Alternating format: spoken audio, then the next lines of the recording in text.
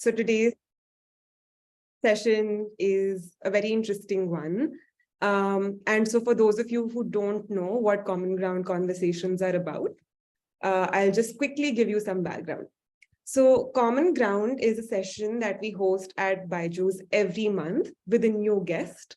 And it's to understand that guest's perspective around neurodiversity. So for those of you who are attending this for the first time or don't know what neurodiversity is an umbrella term for people whose brains are wired differently, which affects the way they communicate, it affects their behavior, it may affect the way they interact with their environment. So today's topic within the same series is going to be about attitude and perception. So how does our own attitude matter when we think about the topic of disability, when we think about the topic of neurodiversity? And to talk about this particular session in more detail, we have a very special guest. And in fact, this guest is also very, very special to me because for the first time at BYJU'S, I get to host my mom. So please welcome Sangeeta Jain. So I'll quickly introduce her to the audience here. We have an amazing audience already of over 200 people. So Sangeeta is the executive director of an NGO called Sorum that's based out of Chandigarh. The school serves almost over 150 kids and young adults with disabilities. They do incredible work with different kinds of disabilities. They also have a center for early intervention for very, very young kids. And they have services for kids as young as 2 or 3 years old to as old as, young adults with disabilities in their 30s. So they cover the entire spectrum. And in her experience of running the school and of raising a boy with autism, she has had vast experiences of sensitizing people about disability and also training people and raising awareness. She also represented India at the United Nations in New York to talk about what kind of issues are present in India and what kind of issues our families face and people on ground here face. So with that, let's start today's conversation. Welcome, Mom. We have so many guests here today. I'm sure they will benefit a lot to hear from your experiences firsthand. So before we start, why don't you give them a little bit of a background of your journey, a glimpse into your life? So thank you so much, Shreya, and the entire BYJU'S team for having me here. So as Shreya shared that, I'm a mom basically. So I have a 23-year-old young man with autism, and I began my journey 21 years back to learn about the spectrum and to empower myself and in turn help him. So he was 1 year, 8 months old, to be very, very precise. I felt something amiss in him.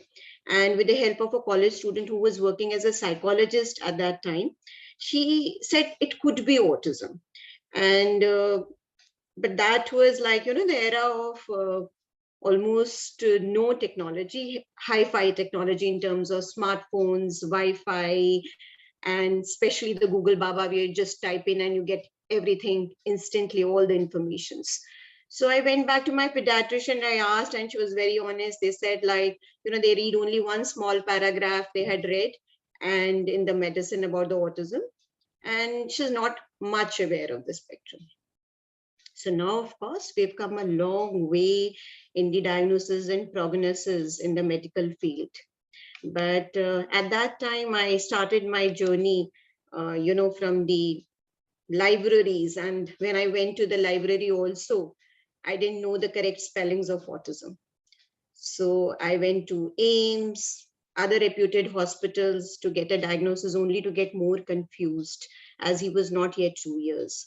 But one of the doctors over there, he recommended that to go and see one parent, she was running a self-help group and in the Delhi. Now this is of course a national center of autism where I went 21 years back. So after the counseling session, my only concern was, if I take him for this particular training, he'll become autistic if he is not. So in my head, actually, I knew he has autism, but my heart needed some more time for the acceptance. So she laughed and she said, no ways. It's just about providing stimulating environment for any child to learn better.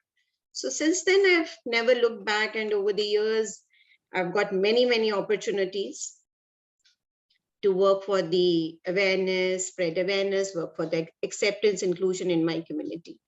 So, my age group, 40s, when usually I think when mothers are thinking about their child's future profession, my son gave me reasons to become a professional. So this is how I started, and I'm going on. Thank you for sharing that. And I think it's, for me, really interesting that even though you started your professional life really late, you've come a very long way. And for me, it's also really interesting to see how when we, back then, and we are, we used to live in Chandigarh back then, that there were absolutely no services. So you had to travel so much to, say, Delhi or Bombay to even like meet doctors. And, then to come back home and then start a school there, to set up the first autistic class for autism students there. I think it is, life comes a full circle. I remember how, Subrat was not even allowed in schools or, thrown out of schools. So I think your professional journey has also been really, incredible. So, I think a lot of us are excited to deep dive into these experiences. So shall we begin? Yeah, before we dive into this topic, I see many people have joined in. And of course, I'm not able to see their faces, but I would just like to know a bit more about the team, that what is their role in the organization? If we can have a small poll. Yeah, I mean, sure. like, just to know more about like which diverse fields are they from? Sure. So I'm going to launch a poll. And if you could all just select the team that you're from. If your team is not there, you could also just mention it in the chat box. Okay.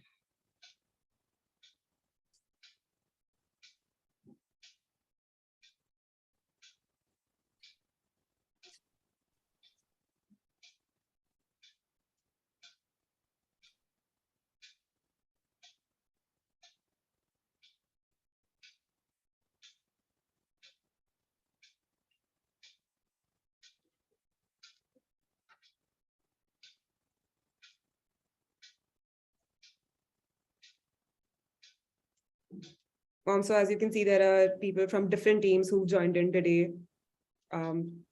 Pretty much from all different teams. There are academic specialists. So even our academic team has lots of different departments. Somebody looks at student engagement, somebody looks at employee engagement. So lots of, as you can imagine, lots of team were a very large organization. Yeah. Got it. Yeah, does that give you a fair? Yeah, I mean, like, I definitely see as an educational, company, you were all from such diverse fields. And I think this diversity, different roles that you all play is making you all very beautiful and successful team. And I hope today's session helps you to recognize the power of this diversity. That's very thoughtful. I also want to start with an important topic, and I know you work very extensively with governments to raise awareness about education policies and inclusion in our societies. So, what has been your experience of working with them? Are people that you work with usually open-minded about change, about awareness and sensitization? So, see, as we all know that, the inclusion by the government, government is taking proactive steps. And as per the new policies, schemes that have been launched, I've just visited, and they say like 1 or 2 children with the learning differences can be accepted per classroom. This is something that they have, improved on it. And no school can deny admission to any child. That's really, huge. So and to take care of that, the government and all schools are also organizing workshops, seminars to sensitize the teachers and the staff over there and deal with the diverse needs of the students. So I still feel that government policies, the resource rooms, fundings, everything, whatever we want to, talk about, everything will happen eventually. But first and the foremost, the need of the hour is to deal with our attitude, perceptions, myths about the disability. So for me, I believe that it's mostly about changing our hearts. And then, of course, we can take over from there. But however, when like I would also like to share the experiences when I went for one of the Sarv Shiksha Abhiyan, as I'm the resource person. So this resource person, I was there and I wanted to understand, like, what is it for them to in their classrooms. So I was amongst about 50 teachers in the classroom, and the concern of the teachers were, we are overloaded with the work, and there are about 50 or 55 students in the classroom. There's a vast curriculum to finish, and by the government or other management, we have like odd jobs are assigned to us, like the polio campaign, the Safai Abhiyan, and probably sometimes the election committee. So, and now this is something, added on, the special child. So the special child, we really do not know if we can really help this child. Wouldn't it be better if this child goes to the regular special school where he or she will be taken care of? So for me, as I said initially, that it is all about changing the heart. So everything, government will try, everything will happen, but what we need to empower the teachers is with the actual concept of the inclusion. So we cannot fit every child into the specific standardized norm referenced curriculum, a box like, okay, this is for this particular age group and this is what the child needs to learn and clear the grades and clear the examinations. So we need to understand the person in the totality, in terms of strength, in terms of needs, and also help him or her tap his or her full potential. So for example, of course, like certain tools will be required, and the tools will be required. And here I would like to say that, like, for example, if I need glasses for my low vision and I need very large prints on my phone also. So everyone will laugh, like everyone can read your messages, but then that's what is the requirement for me to function well. So similarly for children also with locomotor disability, they would need wheelchairs or the hearing aids, or with intellectual disability, autism, they might need structure, they might need strategies or some audiovisual needs or aids to tap their full potential. So idea of inclusion is to achieve their full potential. But the full potential can vary for you, for me, for everyone. It is so different. We cannot say like, okay, this is the full potential of the child. The child could be good in the sports, the child could be good in the art and design, the child could be good at something else. So for us, it's very important to understand that each child's potential is different. And also, I feel that we really need a bit of new outlook towards the neurodiversity that you've been talking about, how their brains are wired differently. So I would like to say that when we talk about the disability, it doesn't mean that we are, they are incapable or they're handicapped in all areas of life. So sometimes when we, label a person with a disability, then, for example, a blind, then what happens is generally we are, just looking at a person like, okay, blind, oh, he cannot do this, oh, he cannot do this, he cannot do this. So sometimes it happens like we overgeneralize the person's inabilities to do work. We're not able to take into consideration of the capabilities and the strengths. So, yours is a great team, having diverse strengths, making BYJU'S so successful. And I'm sure some of you, who are from the content or from the sales or business would are not good at the other part or the other area of this. But then I think this is what having the variety of talents and the limits of a workforce is called ability and disability, um, ability and disability diversity. So this is basically when we are talking about the ability is the resources to perform better, and when we are talking about the disability, it is the limits or the challenges a person faces. So let's not kind of put an ability and disability into some kind of, for time being, the impairment and the handicap. Let's try and look at the disability as like, oh, I'm not good at it. So if I'm not good at technology, I have to, in this particular today's world, it sounds like I always sometimes feel like an illiterate person. But then I have my strengths to offer. And I'm sure, like, all of us are not good at everything. And so for us, like, to take help, to seek support is okay. And I also believe that every life has something unique to offer. It's a disbelief in the person not being able to see his or her capability. That is what is, I sometimes feel is, it really pains. And I'm sure that, at times, like in your life, there would be your boss or your mom probably, which is like, you can't do it.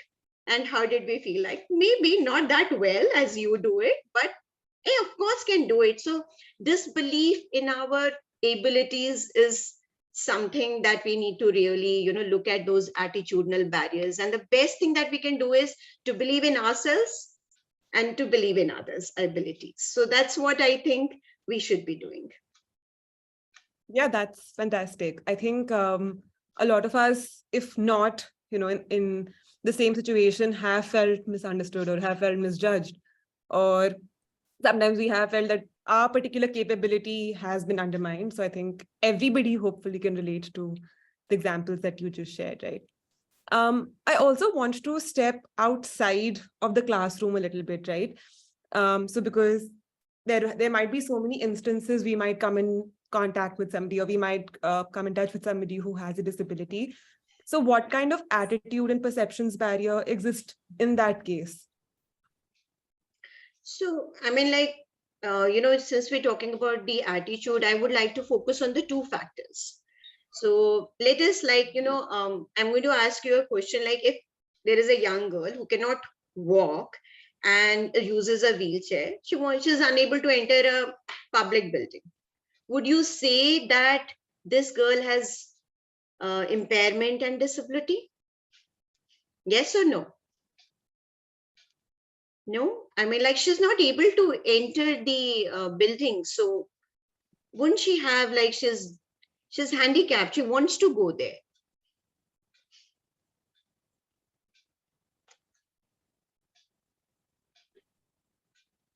Yeah, so it's kind of 50 people are saying there is a disability, there is not disability. But I think if we are not able to do something, that's basically, we would definitely say is she's not able to do that. And that's what we said, she's disabled. So, but now imagine the same girl who is using the wheelchair can enter the building when there is a ramp installed. So is there a disability? Does the environment has any role? Do we still see this as a disability? I think for me personally, I see it as a factor of the environment more now, instead of the person. So where does the challenge lie, with the young girl or with her environment? So disability, of course, as Shreya also shared, that it's a umbrella term covering impairment in the physical, developmental, intellectual, sensory, or some combination of it, which leads to activity limitation and community participation, as would his peers of the community he or she belongs to. So I'm going to take one more example, and I'm going to explain this. Like, let's take this example of 8-year-old living in a living in Bangalore, let's say this is living in Bangalore. What do we expect from this child? Like this is an 8-year-old. What would be the expectations? He lives in a city. So anybody who would like to answer can unmute themselves or maybe even like write in the comment box. I think They're raising hands, yeah. Yeah. Good evening. Yeah. So can you repeat the exact question? Yes, so what would you expect from an 8-year-old neurotypical child? He doesn't have any disability, lives in Bangalore. What do you think this child's life would be like? You know, what would he be doing, and what would be the parents or probably school or whatever? What would be the expectation from an 8-year-old child?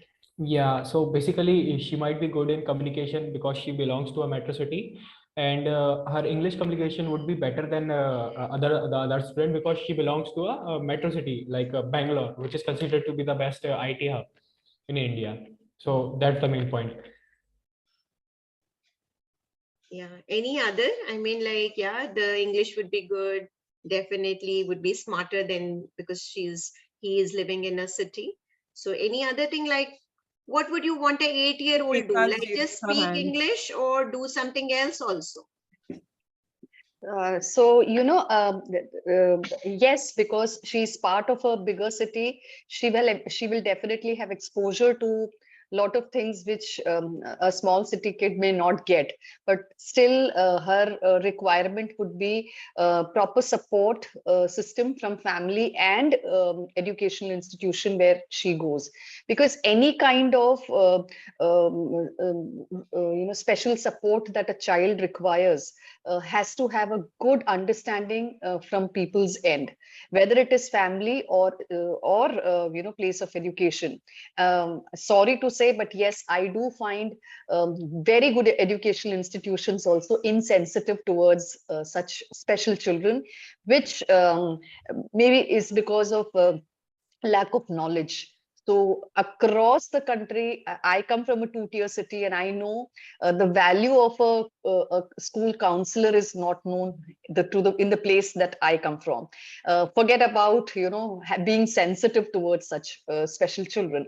And unless we support, the hand holding has to be so much that unless we support them completely, we will not be able to include them. And if you're talking about inclusive education, I think a lot of sensitivity has to be drilled into the tutors, family, and people around, even the students in the classroom.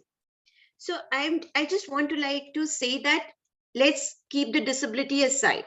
And if this child is normal, I mean, like smart kid, doesn't have any kind of disability. So as the first gentleman said, like he would be speaking good English, he would be having a good academic exposures. What are the other things that we think a 8-year-old would be doing? What do we expect of an 8-year-old? I'm sure, like, we've seen 8-year-old, and what do? They play around, they read, they watch television like any other kid, and they interact with people around. I guess that's a normal that's way of, basic. yeah. So, I think you absolutely said it right. Like that he's an 8-year-old, is no more, wants to go out, make friends, go in the community, is a smart kid, and probably is going for some, other services also. So here, what we want to look here is like, again, I would like to again take one more example, because I think there was a bit of confusion. So let's say like there was a 8-year-old. Now let's think that there is a 21-year-old girl who now lives in a Mumbai. She doesn't have any disability. So that's my question is like, we for a time, let's keep the disability aside and think that she's a smart 21-year-old girl living in Mumbai. And what do you think her life would be like? Anyone?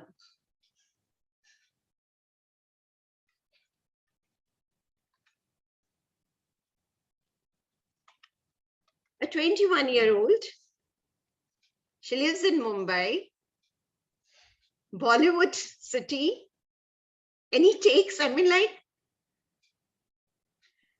Harsh, do you want to try and answer this? You can unmute yourself. Lot of dreams, yes. Lot of dreams. True. Full of energy, enthusiasm. Yeah, And that girl might be different, as like you have mentioned that that girl is smarter.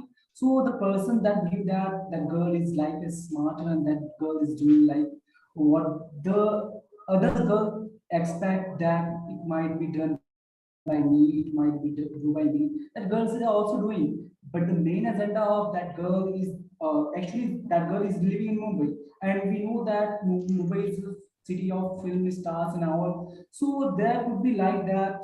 Yeah, that is the actually environmental. We can say that that is the environmental associate for that girl, that she have that environment where she can utilize her expectations, her reality as like whatever the things that girl have.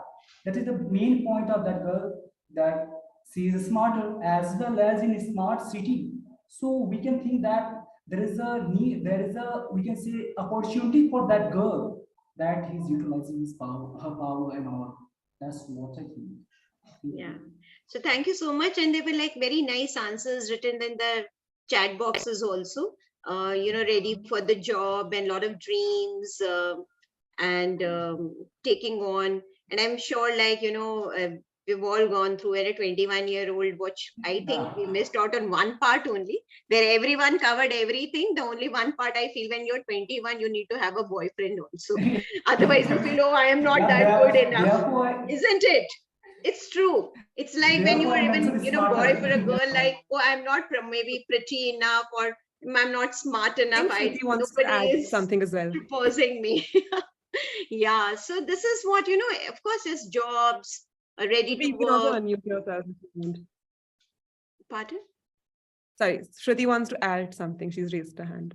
Okay. All right.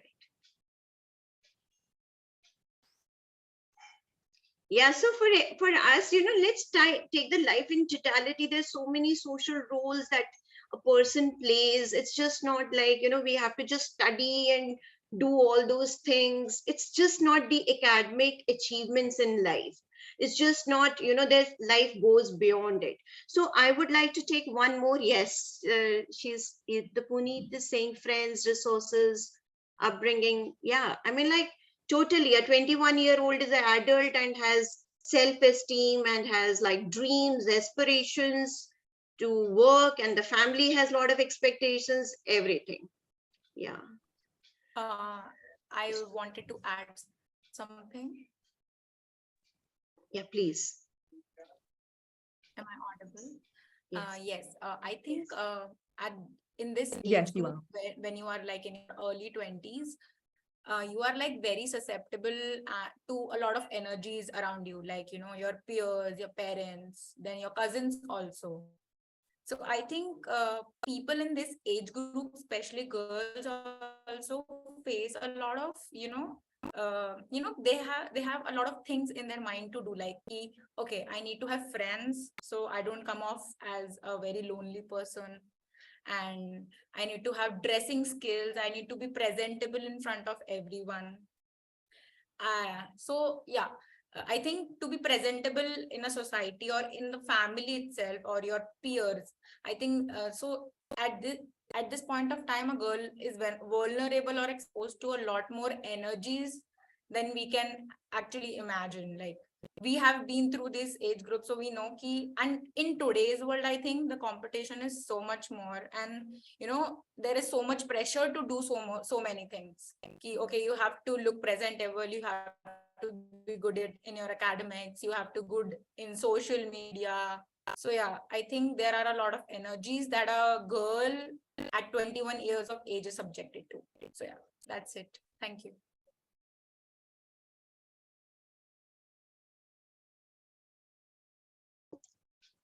So let's kind of, now we talked about an 8-year-old, what this boy should be doing.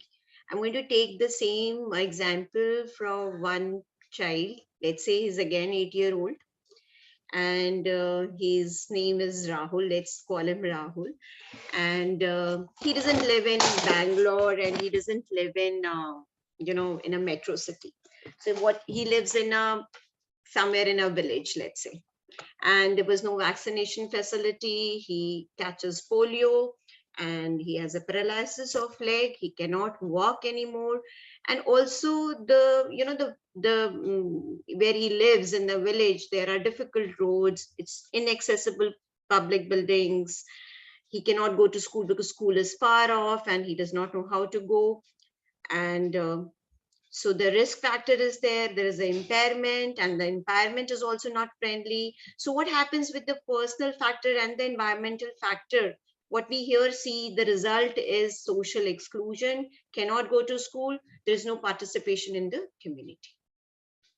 So what we are going to, depression also, of course, when you are socially excluded, you are going to be lonely. So we're going to, take this, the very same example, and we're going to change one factor, one part of it in the entire equation.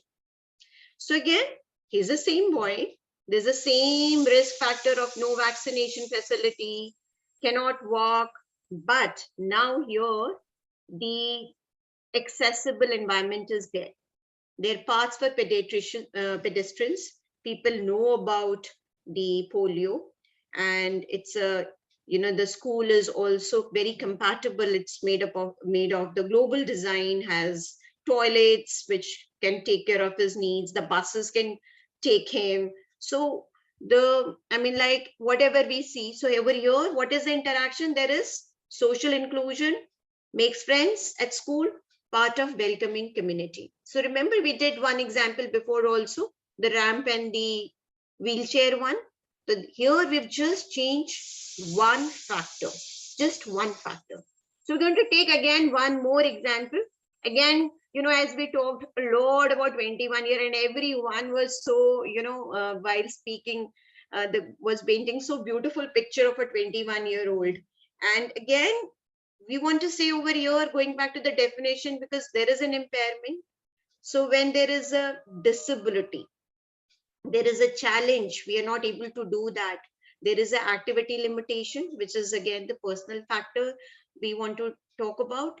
And the environmental factors are also there, which are not helpful, which are probably not they are inaccessible. So the participation, either the interaction is going to be the exclusion, or it is going to be the inclusion. So we need to over here think about how is going to be the interaction. Is it going to be the exclusion, or is it going to be the inclusion one? So we again take one more girl's experience. Again, I'm going back to not to Mumbai, from Mumbai to some village. Let's go to the another slide, and we're going to talk more about a girl. So this Geeta, she has a macular degeneration. She has a visual impairment, and she cannot walk around in the community alone because there is lack of braille, there is lack of equipment, lack of white cane trainers. So she is very timid, shy, and remains in the house. And so what happens as an interaction is she cannot go to the social gatherings, she cannot go for the grocery shopping independently. And most of you, what did you say? Like the physical appearance, going out, friends, energies, interacting with various energies, having a lot of dreams. I'm sure this girl also has a lot of dreams. She also has a lot of aspirations, but somewhere the participation is not happening. It's basically more of the exclusion. So again, let's change one factor. Let's send this girl to Mumbai again, and where what we see is, okay, she has visual impairment, but now she is getting counseling from the mentor. She is a part of a self-help group. She has this white cane training, basic braille alphabet, and now she is more independent. She develops a meaningful friend circle. She has a purpose to life. So overall, again, the first part, the impairment, is still there.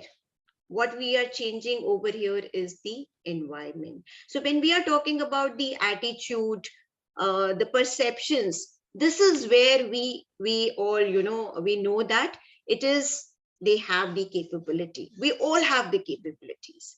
It's just that we need to, understand their capabilities and work towards it. Yes, an inclusive environment. So yes, of course, an inclusive environment, I would, we know that how nowadays we're working on the global design. There are some people from the creative. Would you like to talk more about the global design for the inclusion? Yeah, Fazel, he wants to talk about the global design. You can unmute yourself, Fazel, if you want. No, I was actually asking you to tell us about that. I thought you were Okay. telling us that. Okay. Okay, so the global design is like not having something very separate for someone, like, restroom for the disabled ones. So just look at the lifts that are coming with the global design. They have, when you look at the numbers, they have the braille to figure it out which floor. And there is also the audio thing, first floor, second floor, and also the visual thing for the hearing impaired.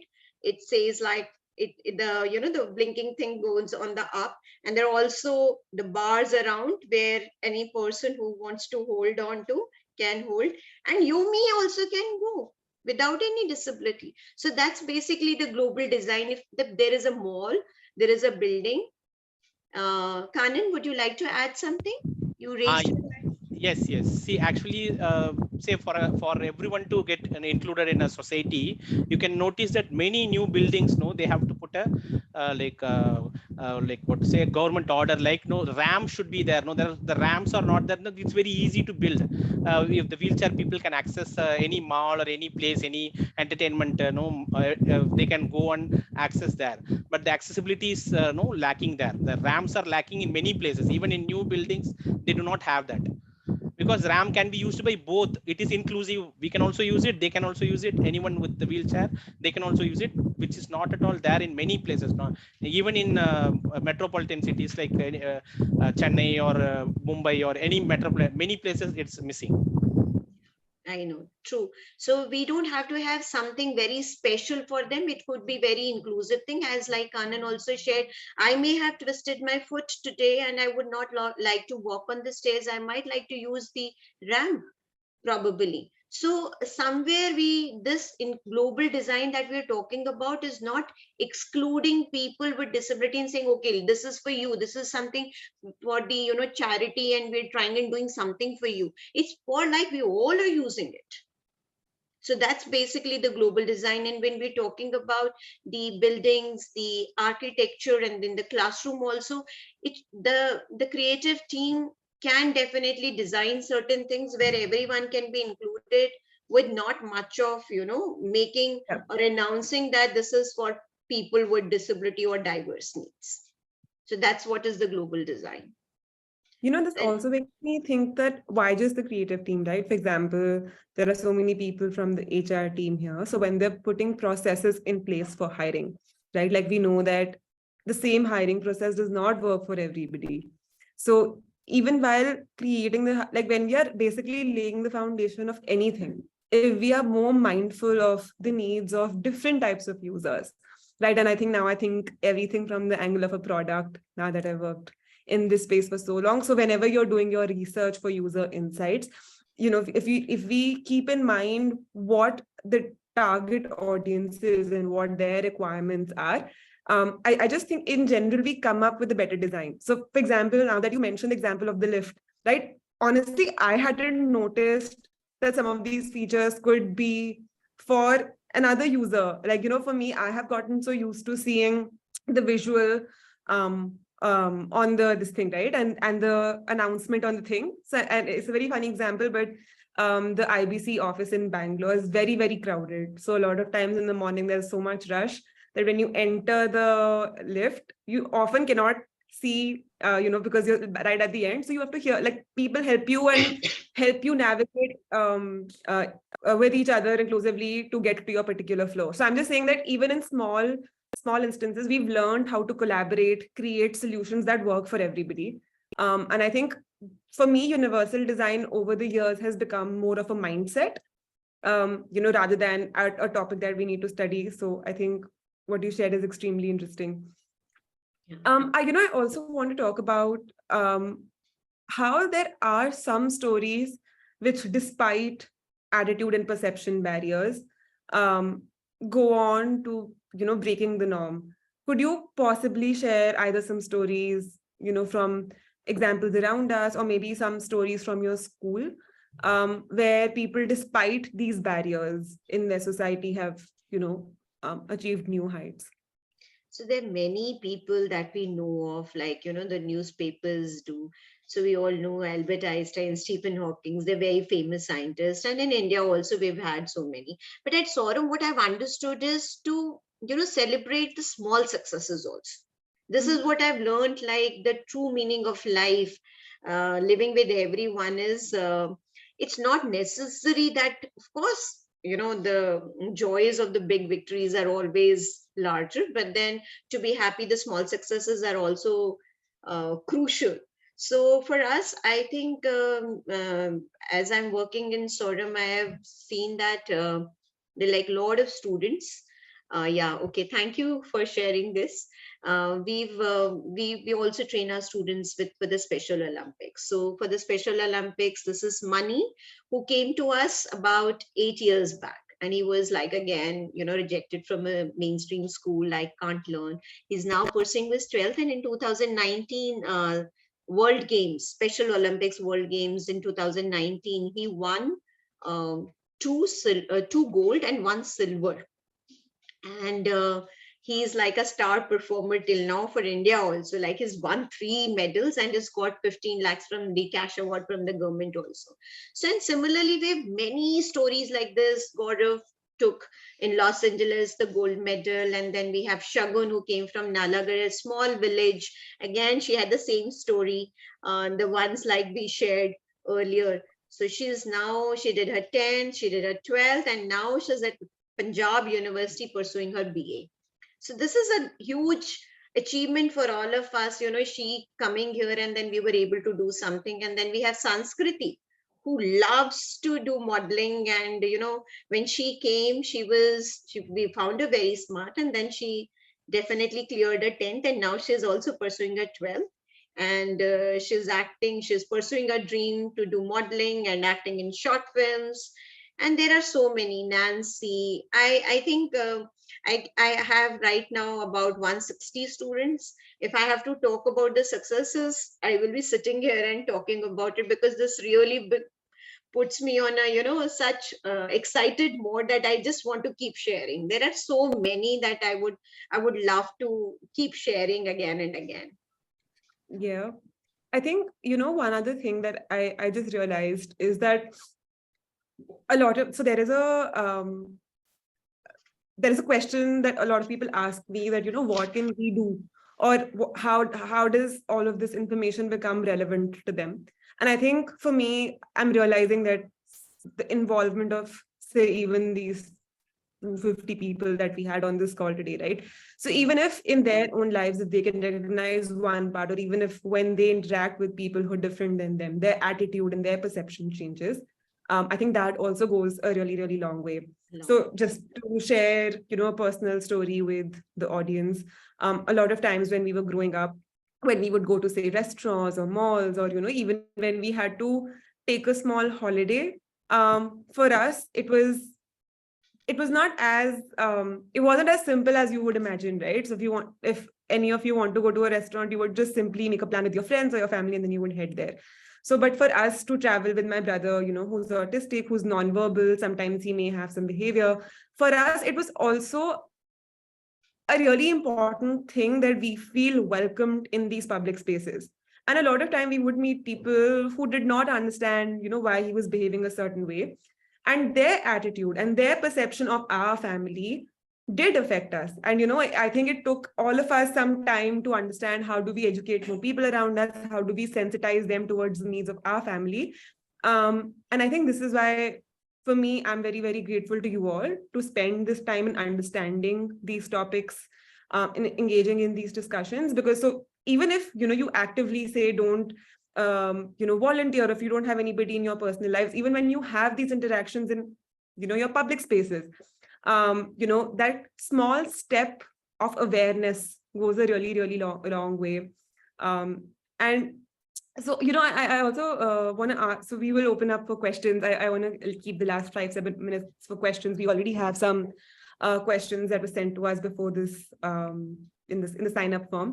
But before we do that, do you have like a final message? I think we have a very, very young audience, that are young parents, that are educators, and in general, I feel like there are just responsible community members who are, willing to make a change. So do you have a last message for them?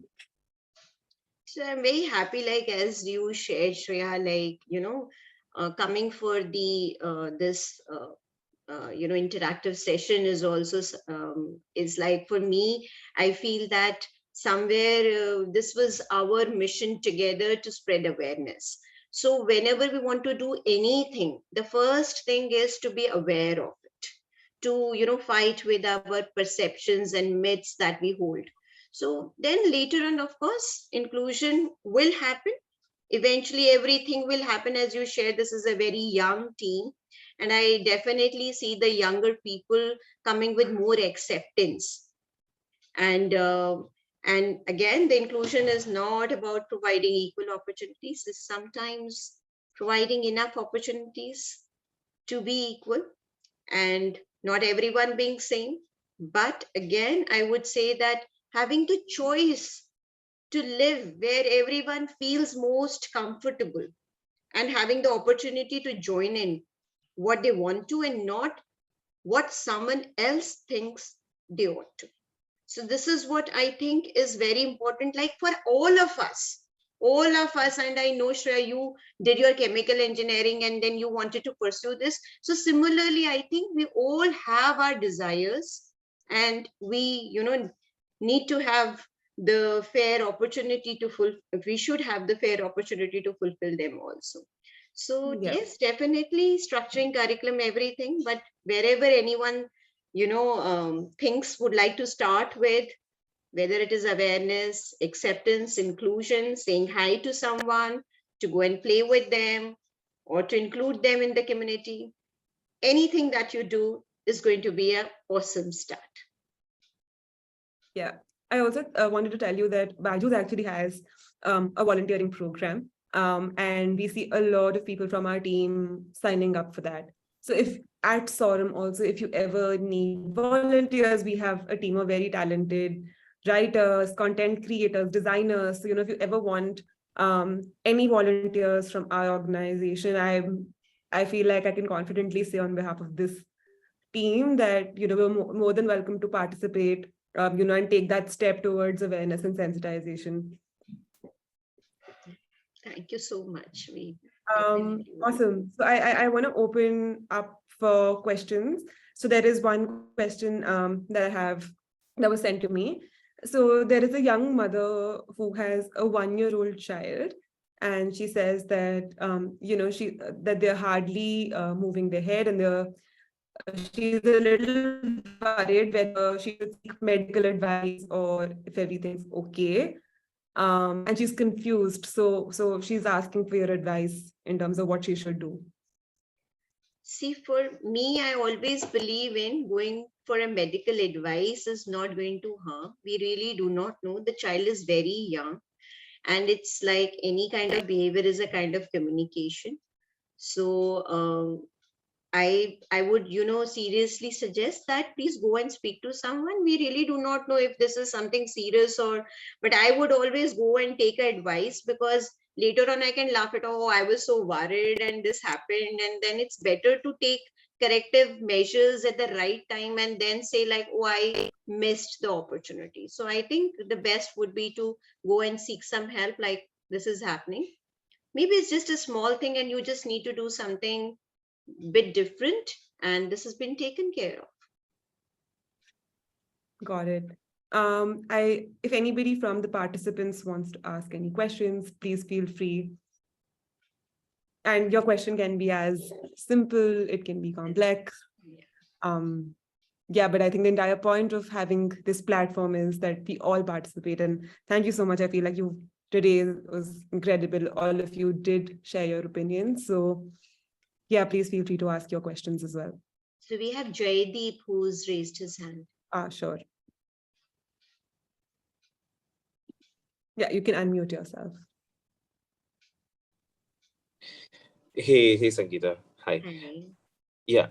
So my query was more in terms of the example which you were putting up for that girl who is not from a tier 1, tier 2 town, wherein society has become more inclusive.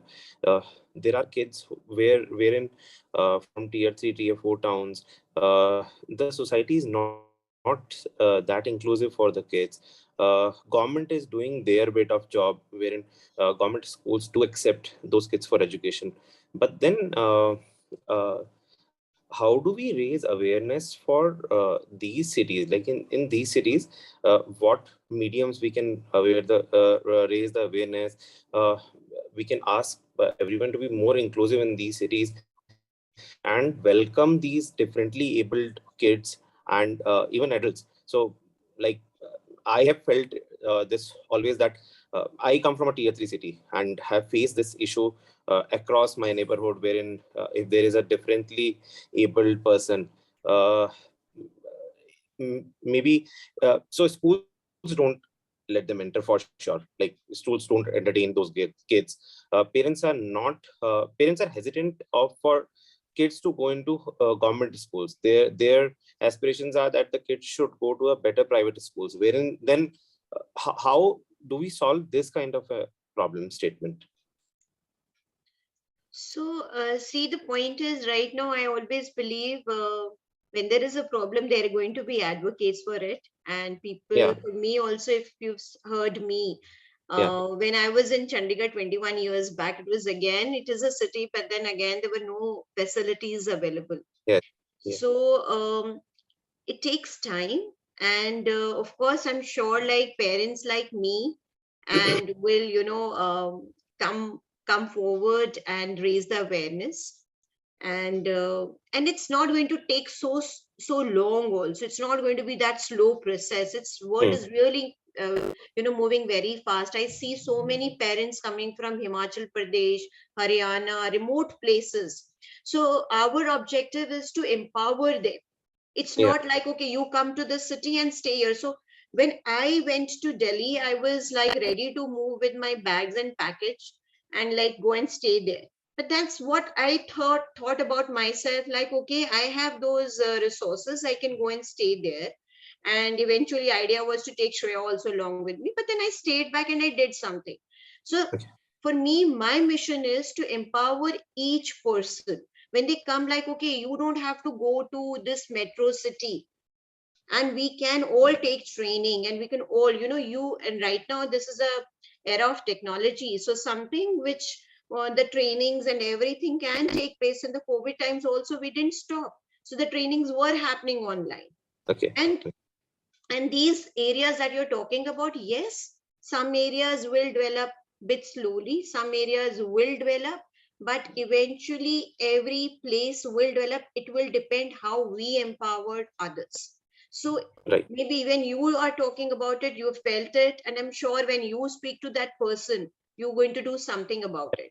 Tell this, okay, you go and take training and do something about it. So there's going to be a Here comes the support. second part of the problem, wherein uh, even the family who is struggling with this problem statement, they are not ready to accept any solutions. Like they think that talking about this is not even right. I know how So it feels like, not everyone. So it's a acceptance is again a journey. It's not something that we, yeah, right, you tell, because, right. it's something like how I always say, ki, dekho, jab ek, when we have a child, so we Yes, bring the child with so many dreams. It's not about the child has aspiration. The parents have too many aspirations. Oh, my child is going to do this. Whatever I could not do, I'm going to, let my or force my child also do all those things and achieve those things in life. So when you are discovering that your child is having some kind of disability, it's not an easy job for us to accept. So there are going to be stages of shock, denial, anger, putting the blame on the doctors and the teachers that this person is not supporting, you're not understanding. This is a process. The parent also needs to go through the counseling. So it's just not Right. the disability will impact the child only. There are going to be the psychological impacts on the family as well. So here for me, when I talk about my acceptance towards my child was faster than the other members of the family.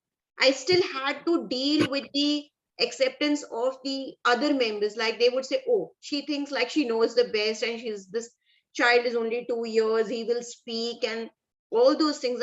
She's not consider, she should listen to us also. We've seen children who walk, who talk at the age of 3, 4, and everything is fine. He's been sick, he's been doing this mother is paranoid. All those things do happen. So what we have to understand, when I got my counseling, that my family members are not accepting, the only thing is I was told is like, you keep doing your job and one day they will accept. Right. I'm very glad to share that all my family members, not even one single family today, it took few years, but everyone acknowledges the efforts that we are all making as a family. Everyone is supporting however they can, even if it is a moral support or a financial support, or saying and appreciating and welcoming him into the house. So I think it just takes time, and it's every person is going to be different. You need to probably find out ways and give Right. some time, and I would share my experience. I'm probably taking more time to answer this question because this is something very close to my heart. Because when somebody came to me and was asking about my child, oh kya ho gaya, and why this happened, and so I would feel very terrible. Why are they coming and barging in my personal space? I don't want to answer them. What is it you? So even if in my head, in my heart, I knew my child has, it's like, oh, you don't have to bother, my child is fine. Because I just wanted to abruptly end the conversation. It was still hurtful Right. for me. So I mean, yes, of course, we don't want empathy. We all want empathy. But initial phase of the life, everyone is not the same. So sometimes when you have your own dreams, they're also crashing down. They're also like, you need to be like, say to yourself like, okay, I know it hurts, it's okay, and I'm going to be fine. So this is going to be a different journey, but this is again a beautiful journey. I don't think so my journey as a parent is something lesser than any other who would be doing something. I have 2 children, I'm very fortunate. So and he's the bundle of the joy, and I think he's the one who's keeping our family intact and doing everything, but it takes time. So, and every family will take their own time to accept. Right. Yeah, there are also WhatsApp support groups. Yes, definitely. Many. I just want to add, Jenny, the only thing that's changed in the last few years, right? I think technology's helped connect everybody in a better way. So even like in terms of resources, finding verified, factually correct information back in the day was much harder. So I think now those resources have also become helpful. I understand the acceptance journey is like, like Sangeeta said, that it's a much different journey. Everyone takes their own time, but I think support groups have emerged in India. I think for me, that's something that's very, very critical, in the first part of the question that you asked. I think sharing experiences really, really helps. And also, I think once we know that there is a future, right, that openness to the solution comes. Sorry, there are also a couple of other questions that, I quickly want to pick up. I know it's 7:01, so we're going to stay back for another 2 minutes and then, we'll wind this up. So just because this last question is about, very pertinent to the topic. And I think, so they're saying that what can we actually do? So for example, if you meet somebody whose attitude is something that you do not agree with, what is it that you can actually do to help that person change their attitude? Would you like to say something So to this that? is like, I didn't understand the question. It's like the person who's not accepting the disability. So you Or meet is somebody, you meet somebody, or you're in a situation where the other person's attitude, could be more open. So how do you tackle that?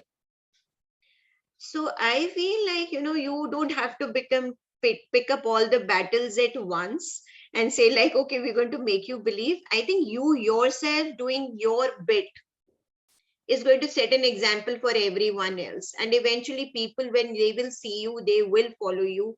So sometimes I also, when I have gone around and tried to explain my son's concerns, like, oh, he does this, and some people would like, okay, don't bother, and some people would say like, what do I do, why are you doing this? So I think I still would like say, okay, that's fine. I don't have to kind of like, oh, why are you saying this to my child? I think, again, everyone is different. Eventually everyone will understand.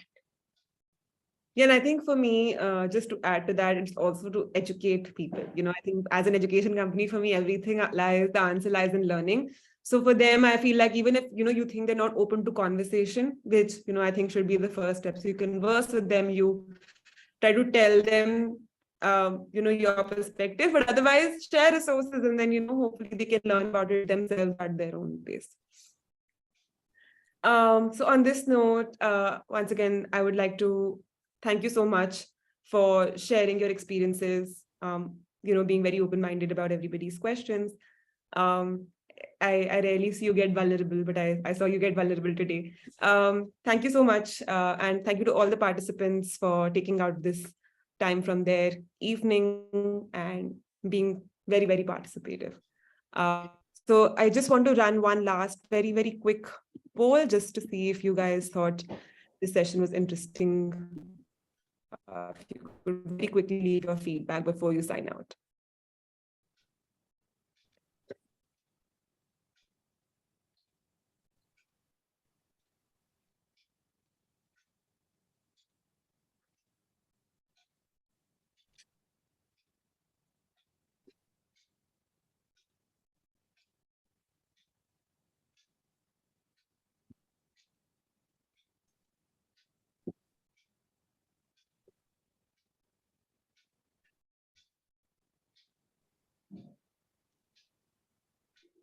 So thank you so much for giving me the opportunity to, speak at such large forum like BYJU'S.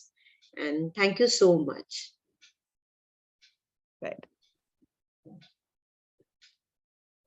I'll just give everybody a second who wants to answer this poll. But yes.